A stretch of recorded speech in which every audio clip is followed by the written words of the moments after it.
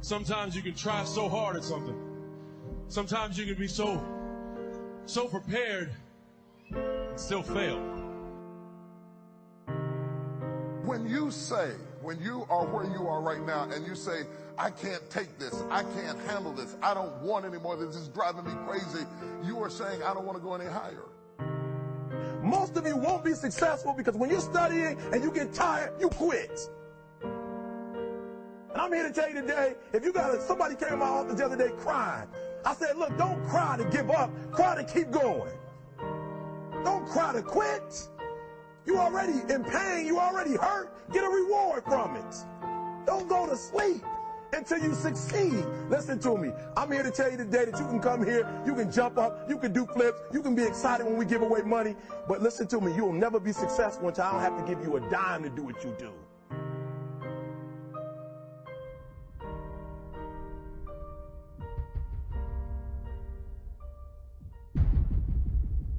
How much time do you spend working on you? How much time do you spend every day working on your dream? In the last 90 days, how many books have you read? In the last year, what new skill or knowledge have you acquired? What kind of investment have you made in you? Keep your agreements. Keep your agreements that you make. And establish a network of people who will also do that. You got to have an insatiable appetite for success, all right, for knowledge. You got to want it as bad as you want to breathe. You got to believe. Believe in what? Believe in yourself. Believe in your dreams. Are you hearing what I'm saying? Listen to me. I challenge you. Why do I challenge? Because I know you can. I know, listen to me. Some of you, you're not even in the game. Can you do me a favor? Get in the game. You could be great if you just showed up. Get in the game. You want to be great. You want to do great things. You want to have greatness. You want to be great.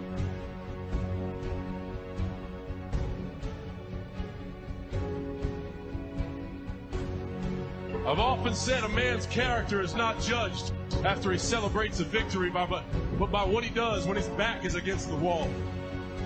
So no matter how great the setback, how severe the failure, you never give up. You never give up.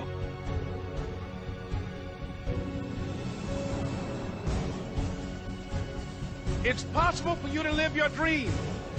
It's necessary that you associate with winners, that you work your system, that you are relentless, that you never give up.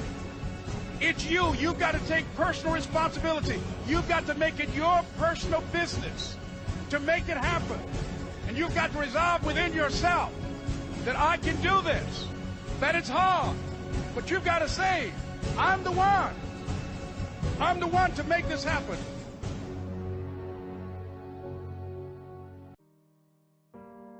Most of us live in a drought because we haven't seeded our lives enough.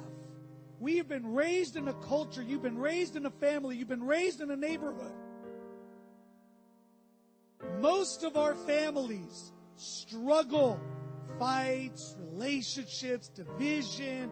Everyone's mad at each other. No one's getting along. And if they do, it's plastic, it's fake. Why is that?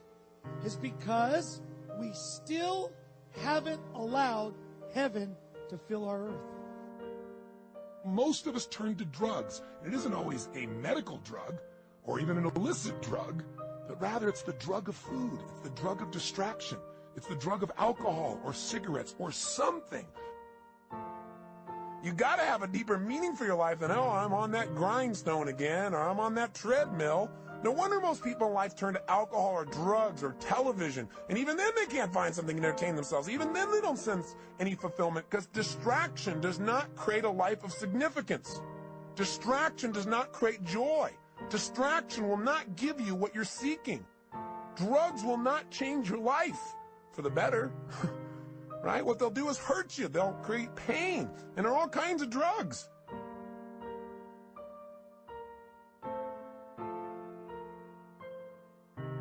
I wonder what would happen to you If you said, I'm going to live to be someone's miracle, instead of saying, when am I going to get mine? Yo, when's going to happen to me, bro? I ain't doing nothing. No until I get mine. And God says, really? Well, in heaven, it doesn't work like that. If you want what heaven has, then you've got to think like heaven thinks. This is how we start changing nations. This is how we start changing people's worlds. This is how cities and nations and countries get changed, because people elevate their thinking to how heaven thinks. And we go from heaven and get what's in heaven, and we come to earth and distribute it to the rest of the world. Why be a miracle to someone else? Let me tell you a reason why I believe you, this Christmas, need to be someone's miracle. For this reason.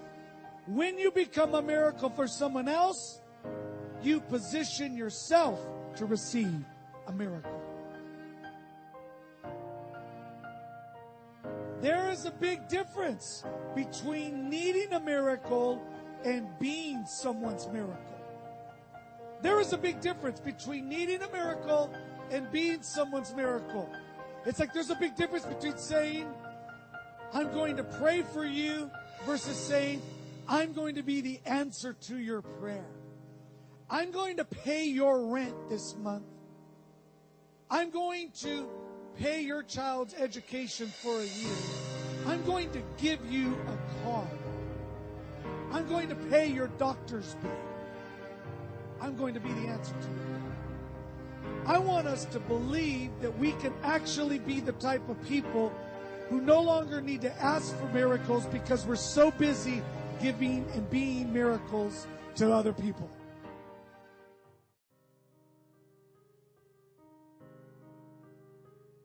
I want you to consider, perhaps, is the reason that you were born was so that you could be a miracle to someone else.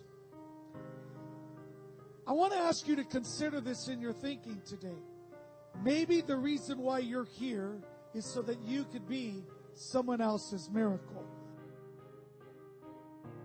Jesus said it's more blessed to give than to receive. So the person that gives is more blessed as the person that receives.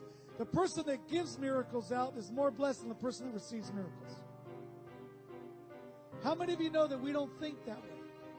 How many of you know you and I have been engineered to always say, I need a miracle, I need a miracle, I need a miracle. How many of you know he's a miracle worker? Because you and I need a miracle, this is a great opportunity for you to hear this message and say, maybe the answer to my miracle is when I become a miracle to someone else. When you think this way, when you believe this way, God entrusts you with different things. God can entrust you with different things. Your generosity releases the miracle of change in someone else. Your forgiveness releases the miracle of healing. Most physical issues in our body are due to the lack of forgiveness in our life. Somebody just won't call someone and say, hey, you know what? It doesn't matter who was right. I want to release you because I want my miracle. How many of you want to live that way? That is when heaven comes to earth. You see that in heaven there is no need for a miracle. But heaven gives out miracles all the time. We have the heart of people to love others. We want people to love each other, love yourself, dream big, and never give up. We're all looking for hope, aren't we? What are you looking for? Money, drugs, sex, alcohol, pornography, fame, fortune never satisfies. It's never enough. There are people God puts in our path that need us to hold up their hands. They're not going to win by themselves. They need your encouragement. They need your rescuing hug. They need to know that you care. A gentle tongue brings healing. A phone call, giving them a ride, taking them out to dinner, encouraging them in their dreams. there are miracles in you waiting to happen. And some people just need to know that you believe in them. When you tell them, hey, you're amazing, you're going to do great things, I'm praying for you, that may seem simple to you, but to the other person, it can be life-giving. It can help them blossom into all they were created to be. You want to view your brain as a horse, and you have to be good at tricking the horse into doing what you want it to do. Everything that I do on a day-to-day basis is constantly me tricking my brain. But guys are like, well, life isn't fair. Life is tough. No shit. No shit. Of course it's tough. But if you want more, you can acknowledge that life can be competitive and tough and hard, and you can push to get it. The problem with a lot of dudes is they're not thinking very big. And you can tell the size of a man by the size of his problems, can't you? So a man who's very upset and overwhelmed by a small problem is probably a man with smaller ambitions and a smaller circle of concerns, as Stephen Covey would call it. When you expand your circle of concerns beyond yourself, then little small concerns don't affect you as much. Any thought that goes in your mind should be one of the following. Self-amused happiness, which makes you have an awesome time. Cutting a boundary to bullshit, or if you want to be depressed, use that depressed time for introspection on looking at your life of why it's not going in the direction that it's going. One of the most powerful habits I have, I've said this before, whenever anything goes wrong, I look at what, I don't care what other people did, I look at what I did today, earlier today, yesterday, the day before, the year before, and I think about what I did a decade ago that got me to where I'm at.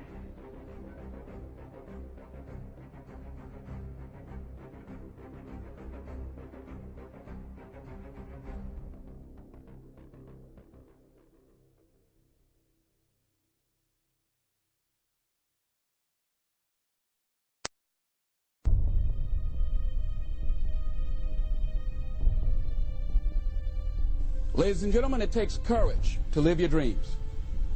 It takes courage to manifest your greatness. It takes courage to decide to live. To decide to bring out all of your talents and abilities. To decide to stretch out. To decide to take a chance. It takes courage to be happy, just to be you. It's very important for you to ask yourself a question as you look at various areas of your life. Is what you are doing right now, is it giving you what you want? If it's not giving you what you want, it's going to take courage to decide to do something differently.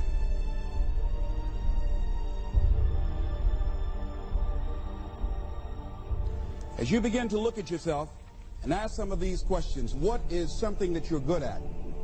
Are you living your passion? Are you living your dream? What do you regard as your greatest personal achievement? What is the one thing that other people can do to make you most happy? Just think about these things. What would you do if you had 1 year to live and guaranteed success in anything you decided to do? What would that be?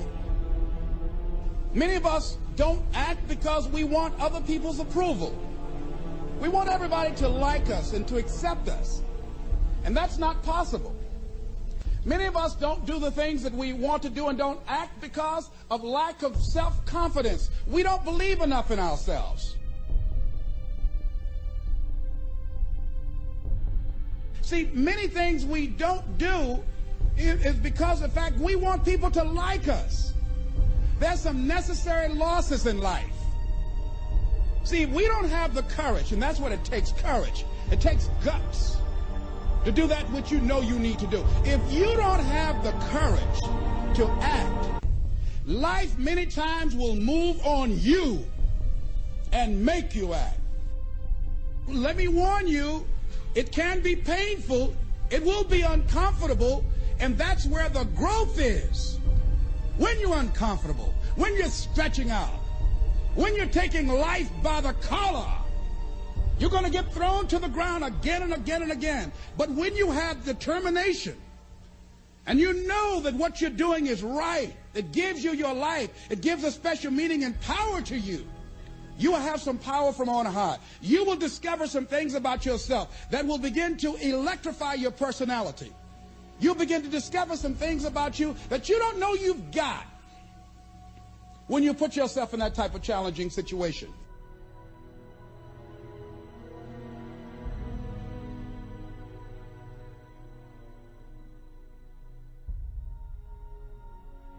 It's very challenging to act, to do those things. There are times when you're looking at it and you say, I know I need to do this, but I don't feel like it.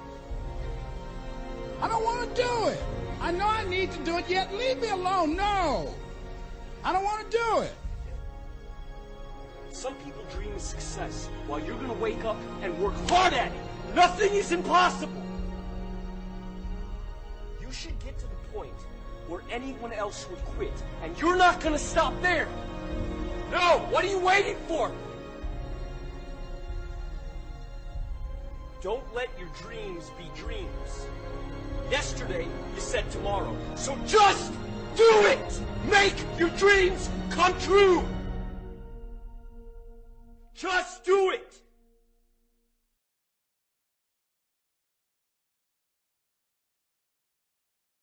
I want to ask you, how are you? What heaviness are you carrying? What tears do you hold back? What pain, what fears are kept inside? You don't have to hold on to those fears. You just take one step at a time. There are some things in life that are out of your control that you can't change and you got to live with. The choice that we have, though, is either to give up or keep on going. I want to ask you, what are you going to believe? Are you going to believe in yourself? Are you going to believe everybody else's judgment on you? Are you going to believe people when they say that you're a failure? Well, no one really likes you. No one really cares about you. And it's not really to say that, hey, you need someone to come up and say, hey, really, I like you, I care about you. No, it's not that. But it's the fact that people put you down. People don't even look you in the eye. People ask you how you are, and you say fine, but you're not fine, and they'll never know that.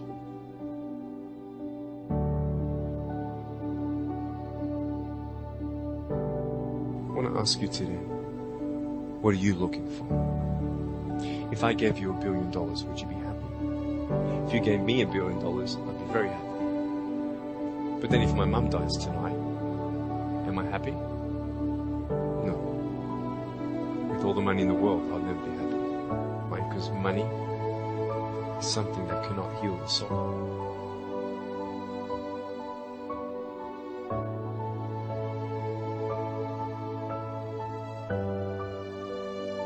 Think of your friends. You look them in the eye and you know maybe they're not really that happy. You go to parties and you just look them in the eye. And you know that they're hurting as well. Everybody's trying to cover it up. Can you lift somebody today? Make the choice today to do something good. Hold on to that hope.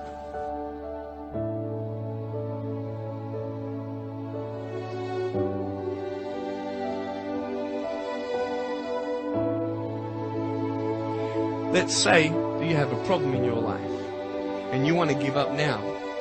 Imagine if someone 10 years older who's gone through the exact same thing that you have actually got through it and came to you and said, you know what? I know how it feels. I've been there. I've been going through what you're going through now, but I'm still here. Would that not encourage you? Could that possibly save your life? Yes. You can go up to somebody and say, hey, you're looking good today. When you ask them how you doing and they say okay and you know they're not okay, you can say, no, really, how are you doing? You could save somebody's life.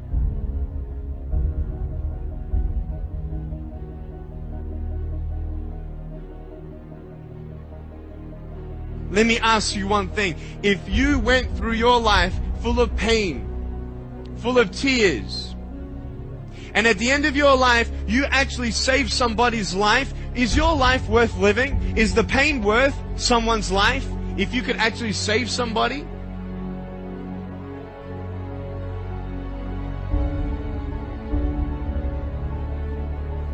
And just the fact that you're here should persuade you that you have another chance to get back up. There's still hope.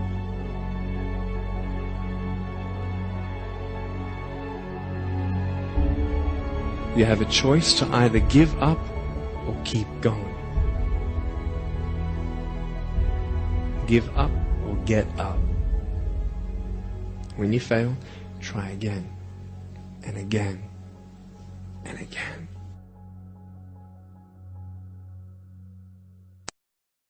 The world is a dynamic place. The world is changing. If you're not changing along with it, you're probably being left behind. People who don't want to work, they don't want to contribute value. I'm just going to speak bluntly here, and I'm not trying to offend anybody, but I'm disgusted by it. I'm really disgusted by people that are giving into that biological inclination to minimize time and effort. Do you guys get it that our biology tells us to maximize value and minimize time and effort? Why do people say like the 7-minute abs? You know what I'm saying, right? 7-minute abs.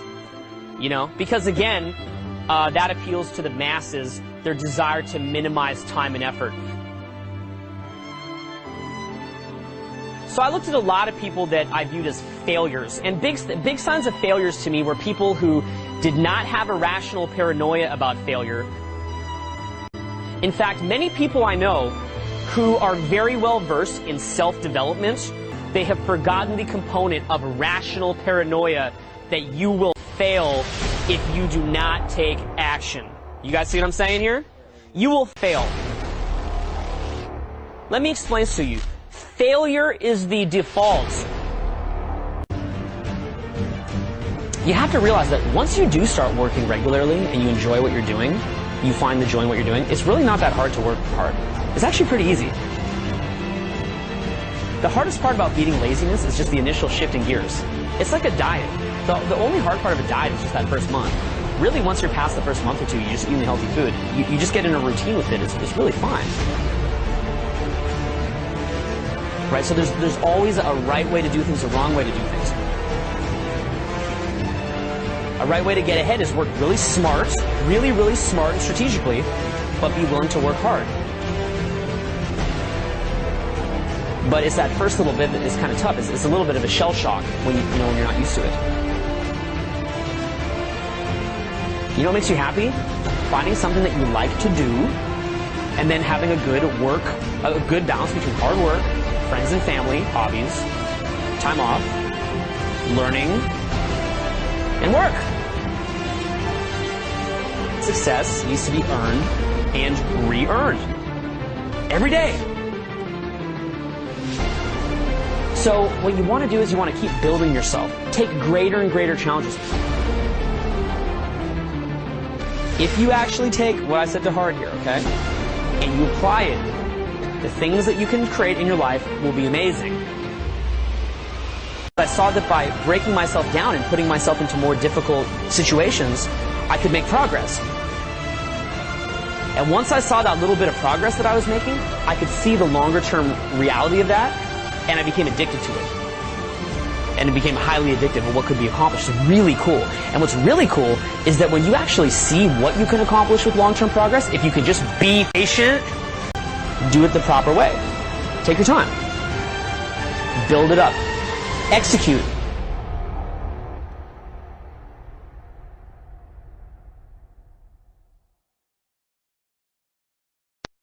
I don't know what that dream is that you have. I don't care how disappointing it might have been as you've been working toward that dream. That dream that you're holding in your mind, that it's possible.